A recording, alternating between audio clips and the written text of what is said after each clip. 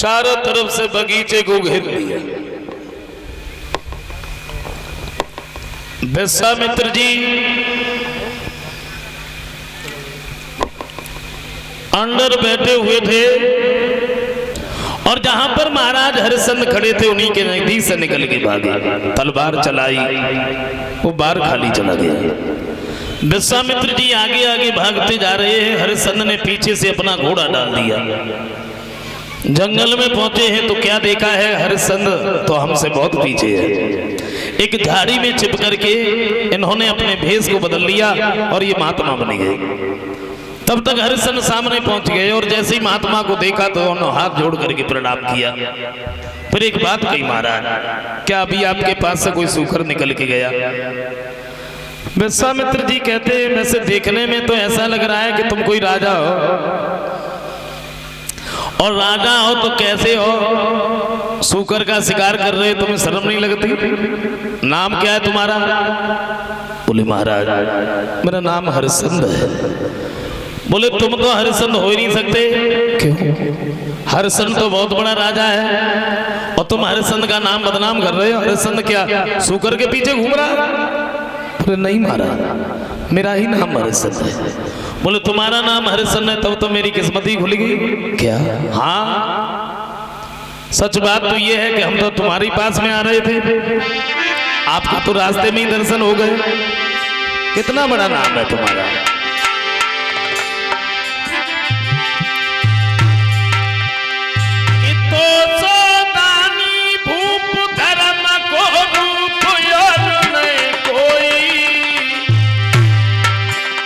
तेरी सौ सौ कोसन सतबादी के करी रहे लोग बड़ा।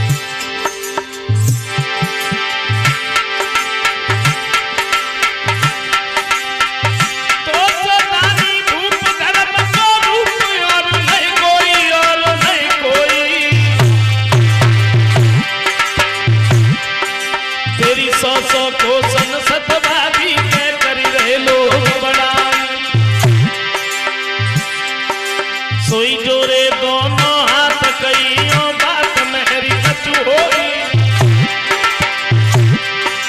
तुम जो मांगो महाराज दिए हम सोई।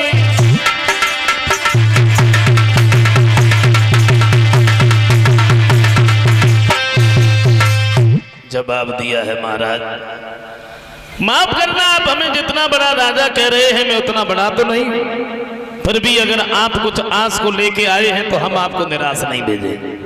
और यहाँ तो सूकर का शिकार करते करते हम बड़ी दूर तक निकल आए। यहाँ तो मेरे पास में कुछ भी नहीं है, केवल कुंजी और लगाम है बस।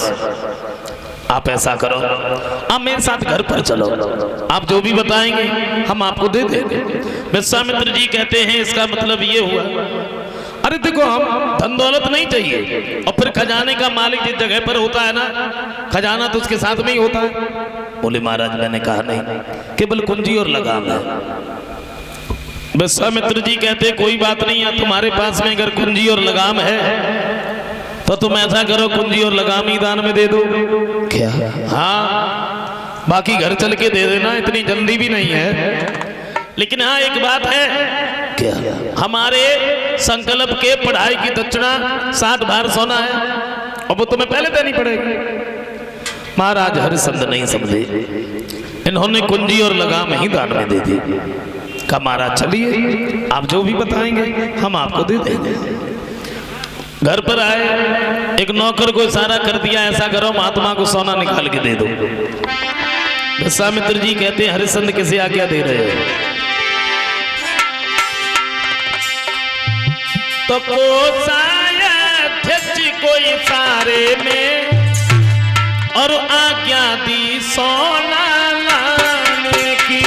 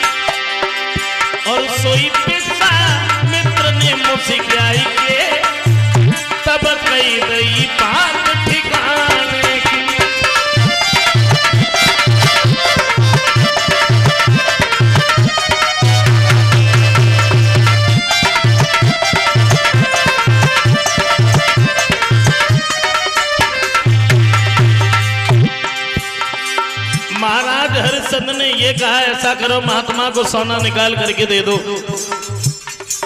विश्वामित्र जी कहते हैं हरिश्चंद्र थोड़ा मेरी तरफ देखो, आज्ञा किसे दे रहे हो तुम, क्योंकि तुम्हें नहीं मालूम।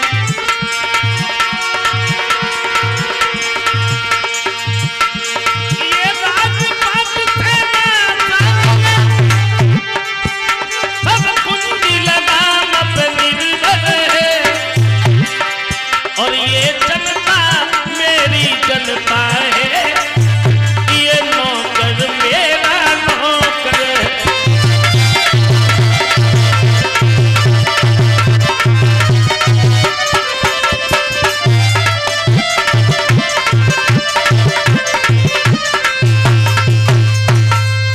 जवाब दिया है देखो।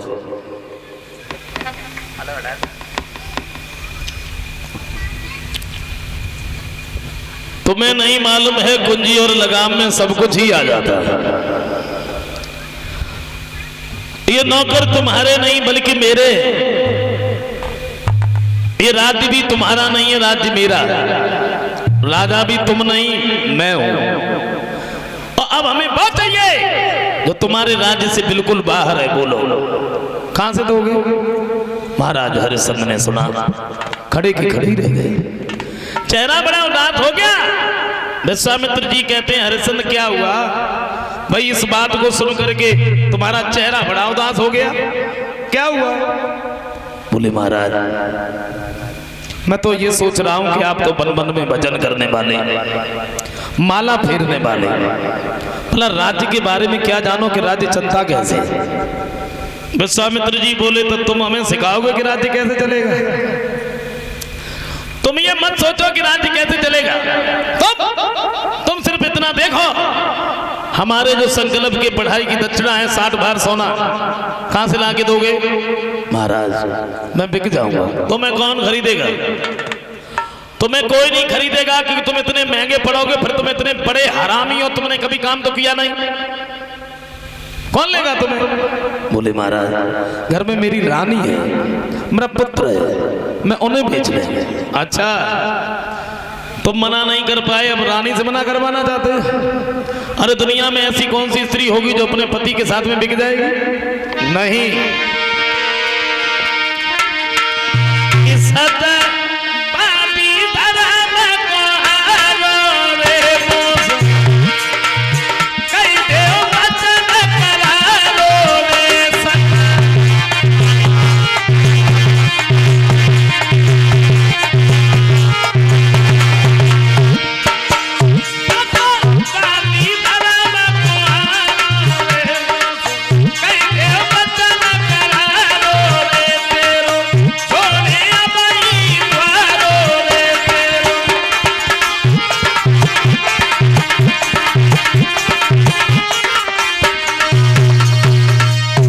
मना कर दीजिए भाई, रानी से मना करवाना क्यों चाहते हो?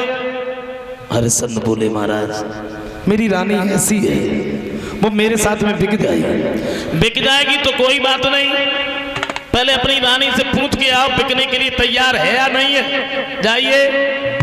महाराज हरिश्चंद्र चले, चेहरा बड़ा उदास था।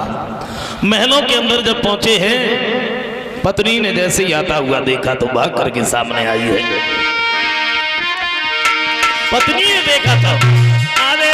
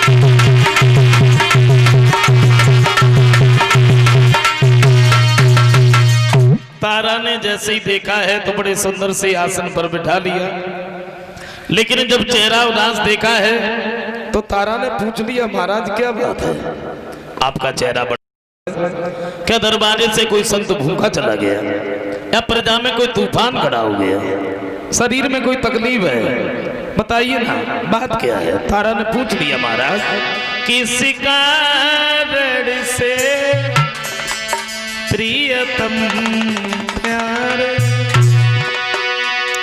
और गई तन की बदली रूहानी है।